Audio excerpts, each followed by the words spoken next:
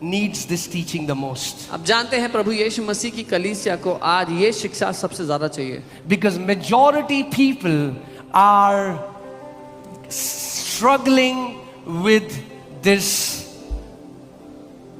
religious syndrome that I'm not enough. One day God is going to reject me. I have to do more. I have to fast more. I have to pray more. I have to do more so that I can be accepted by my Father. क्योंकि ज्यादातर लोग धर्म के इस बीमारी से जूझ रहे हैं कि अरे मैं काफी नहीं हूं, मुझे ज्यादा प्रार्थना करनी पड़ेगी और उपवास करना पड़ेगा और देना पड़ेगा ताकि परमेश्वर मुझसे प्यार कर सके. And so many are sick because of that, because their heart keeps smiting them that you're not enough. और बहुत से लोग बीमार हैं इसी कारणवश, क्योंकि उनका दिल उनको कोसते रहता है कि तू काफी नहीं है, तुझे और करना पड़ेगा.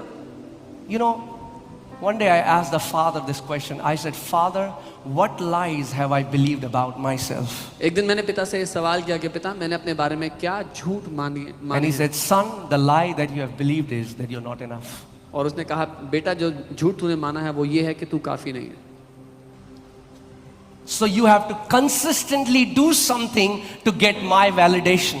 तो निरंतर कुछ करना पड़ेगा ताकि मैं तुम्हें स्वीकार कर पाऊं.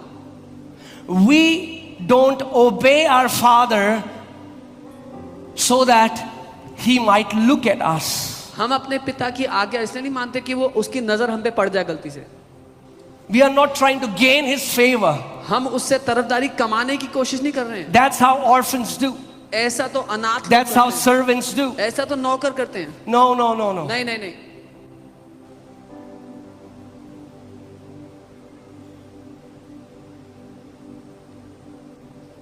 Hallelujah. जब प्रभु यीशु मसीह ने सेवा शुरू करी, उसकी सेवा शुरू हुई थी जब स्वर्ग खुल गए, पवित्र आत्मा उसके ऊपर उतरा. When the Lord Jesus started his ministry, when the heavens opened and the Holy Spirit came upon him, और पिता ने ये आकाशवाणी